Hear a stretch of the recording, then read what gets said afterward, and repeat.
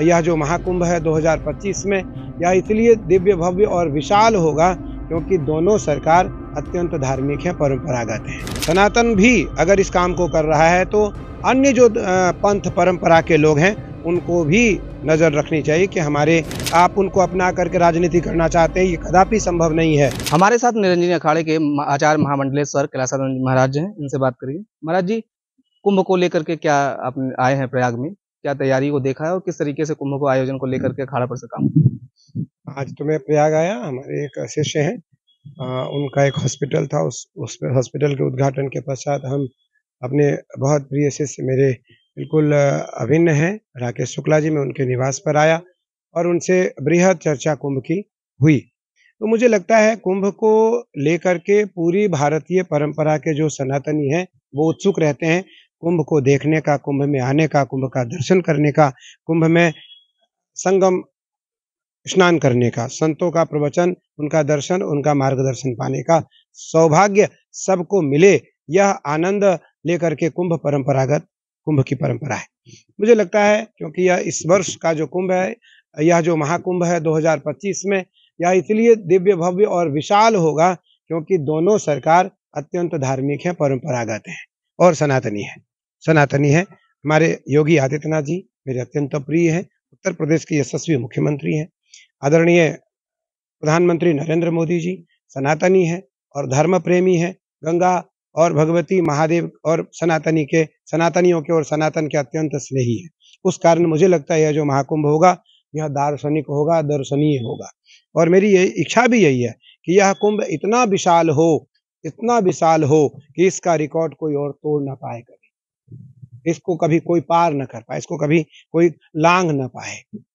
जी, जिस तरीके से कुंभ में फर्जी बाबाओं का वो देखना है, तो क्या इस पर किस तरीके से अखाड़ा परिषद इस पे निर्णय ले रही है और अखाड़ा परिषद का निर्णय निसंदेह बहुत शीघ्र इन जो फर्जी महात्मा है उनके ऊपर आने वाला है और मुझे लगता है ये आना चाहिए सभी धर्मों के लिए। सनातन भी अगर इस काम को कर रहा है तो अन्य जो पंथ परंपरा के लोग हैं उनको भी नजर रखनी चाहिए कि हमारे पंथ परंपरा में, हमारे समुदाय में कौन ऐसा व्यक्ति है जो हमारे खिलाफ, हमारे धर्म के खिलाफ, हमारी परंपरा के खिलाफ गतिविधि चलाना चाहता है।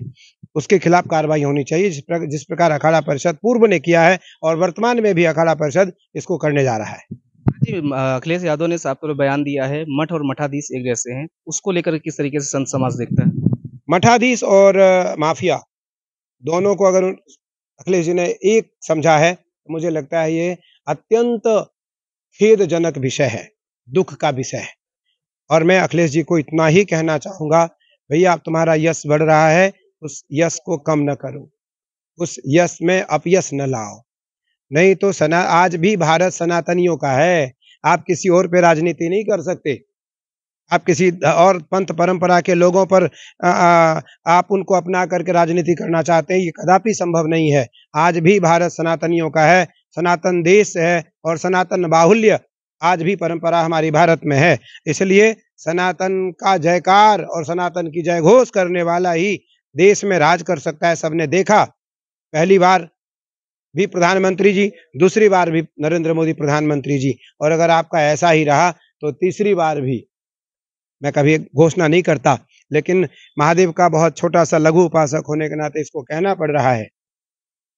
2027 अगर आप ऐसी ही बात करेंगे तो निस्संदेह परंपरा आपको अस्वीकार कर देगी। इसलिए आपको मठाधीशों से, मठ से याचना करनी चाहिए, क्षमा मांगनी चाहिए, मुझसे अपराध हो गया है, किसी कारण बस यह शब्द निकला, मैं अपने शब्द को वापस लेता हूं और मठाधीशों से मैं क्षमा याचना और प्रार्थना करता हूं, मुझसे भूल हो गई, मुझे क्षमा कर दें। दे सकते हैं महाराज जी साफ तौर पे कह रहे हैं कि अखिलेश यादव को ऐसे वचनों से बचना चाहिए और उनको माफी मांगनी चाहिए। वीडियो जर्नलिस्ट रोशन यादव के साथ अमित मिश्रा, श्रेष्ठ यूपी, प्रयागराज। यूपी की हर खबर देखने और उनसे अपडेट रहने के लिए हमारे चैनल श्रेष्ठ यूपी को सब्सक्राइब और लाइक करें, साथ ही बेल आइकन को दबाना ना भूलें, जिससे हमारे हर वीडियो की जानकारी आप तक पहुंचती रहे।